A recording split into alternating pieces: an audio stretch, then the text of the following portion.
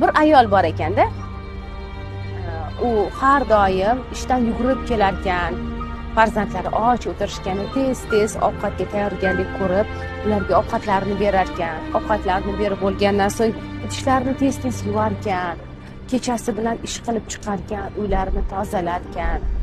Ikkinchi ayol bor ekan, ishdan kelarkan, farzandlariga ishdan kelishdan avval kartoshka piyozlarni archib turinglar, tayyorgarlik ko'rib turinglar derkan.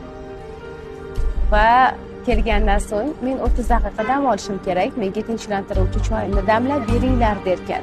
Va bolalari unga tinchlantiruvchi choylarni damlab berarkan. Keyin ovqatga tayyorgarlik ko'rib, ovqatni pishirib bo'lgandan so'ng farzandlarga idishlarni yuvib qo'yishni tayinlarkan. Ayollarning farzandlari katta bo'lishdi.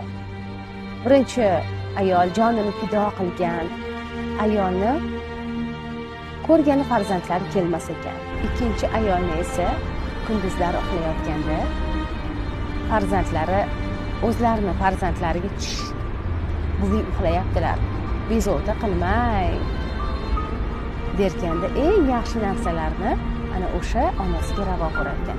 Biz qachon o'zimizga eng yaxshi narsalarni ravo ko'rsak, boshqalar ham men bilan shunday munosabat